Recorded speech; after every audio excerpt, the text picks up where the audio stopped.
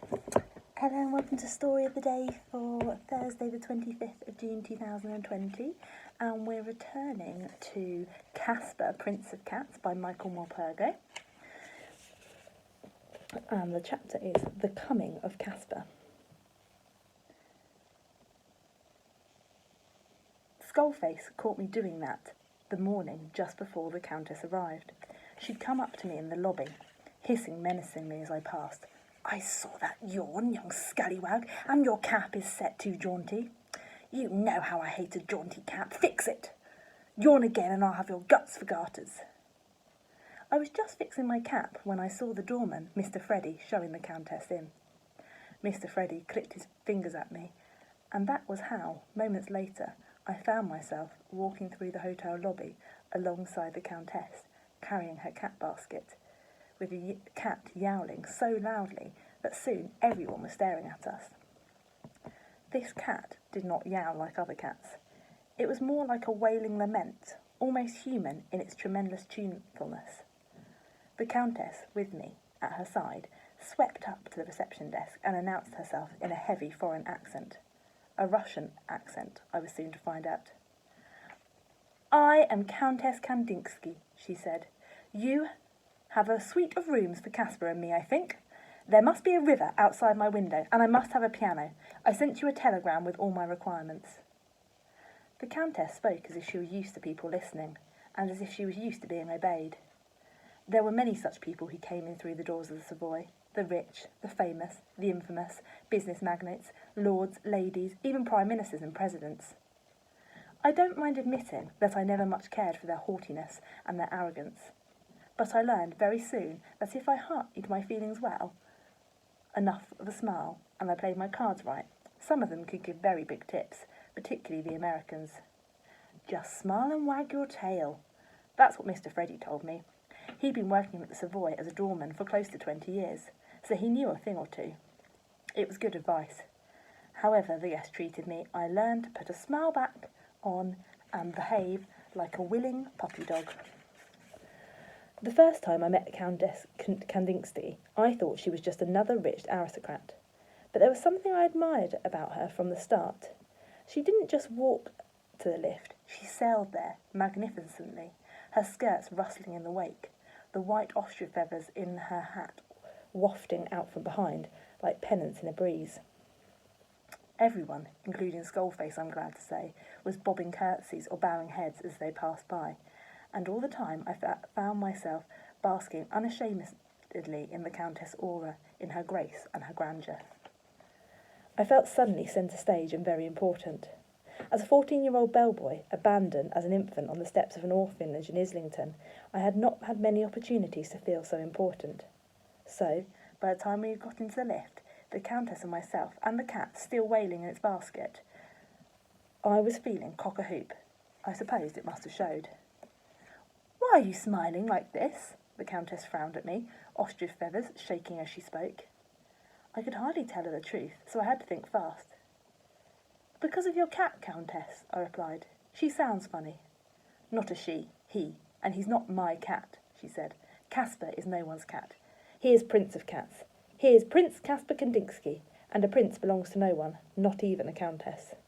She smiled at me then. "I tell you something, I like it when you smile.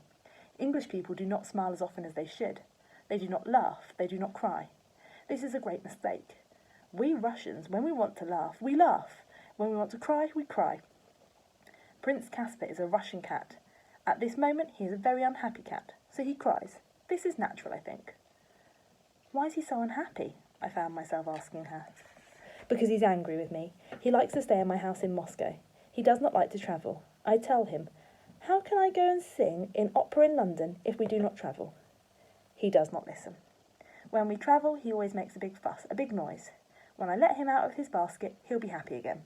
I'll show you." Sure enough, the moment Kaspar climbed out of the basket into the Countess's sitting room, he fell completely silent. He tested the carpet with one paw, and then leapt nimbly out and began at once to explore. That was when I first understood just why the Countess called him Prince of Cats. From his whiskers to his paws, he was black all over, jet black, and sleek and shiny and beautiful. And he knew he was beautiful too. He moved like silk, his head held high, his tail swishing as he went.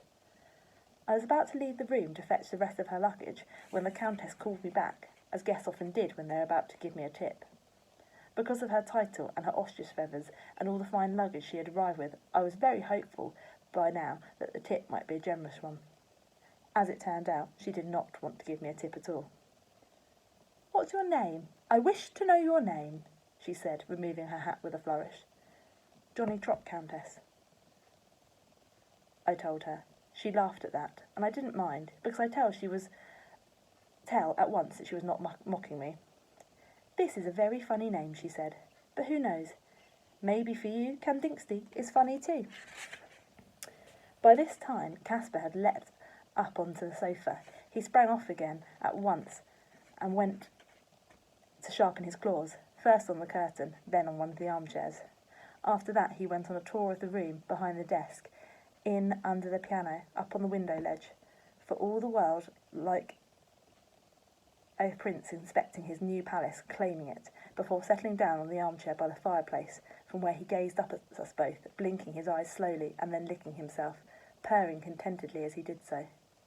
Clearly the prince had proved his place. "He's a very smart-looking cat," I said.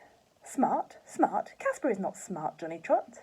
The Countess was clearly not at all pleased with my description of a cat. "He is beautiful, the most beautiful cat in all of Russia, in all of England, in all of the world. There is no other cat like Prince Kaspar. He is not smart. He is magnificent. You agree, Johnny Trot?" I nodded hurriedly. I could hardly argue. "You wish to stroke him?" she asked me.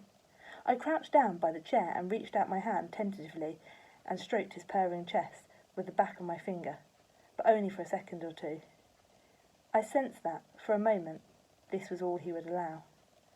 "I think maybe he likes you," said the Countess. "With Prince Kaspar, if you are not a friend, you are an enemy. He did not scratch you, so I think you must be a friend." Again, I stood up. I noticed she was fixing me with a searching look.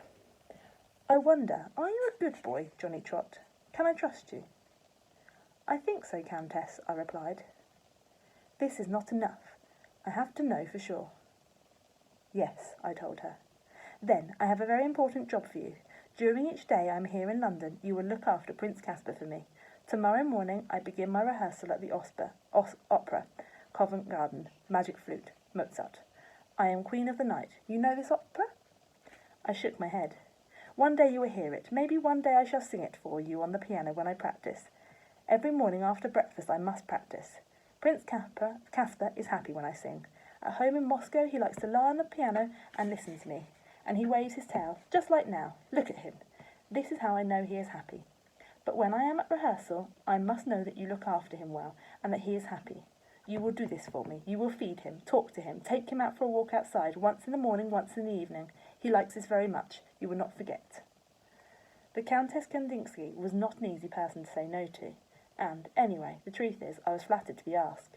I did wonder how I would be able to manage it in between my other duties downstairs, but I wondered also whether maybe she'd give me a good tip for it, though I certainly didn't say anything about that. The Countess smiled at me and held out her gloved hand for me to take. I hesitated. I had never before shaken hands with a guest. Bellboys just didn't ever shake hands with guests. But I knew she meant me to do so, so I did. Her hand was small and the glove was soft. "You and me and Prince Kaspar, we shall now be good friends, I know this. You may leave now." So I turned to go. "Johnny Trot," she said, laughing again. "I am sorry, but you have a very funny name, maybe the funniest name I have ever heard. I have decided you are a good boy, Johnny Trot. You know why this is? You never ask for money. I shall pay you 5 shillings every week for 3 months. I am here for 3 months of the opera." "Ah, so now you smile again, Johnny Trot. I like it when you smile. If you had a tail, I think you would be waving it like Prince Kaspar, I think." When I brought up her trunks later on, I left them in the hallway of her suite. I heard her in the sitting room, singing at the piano. I caught a glimpse of Kaspar lying in front of her, gazing at her, his tail swishing contentedly. When I left, I stayed outside the door for a while, just listening. I knew, even then, as I stood in the corridor, that this was a day I would never forget.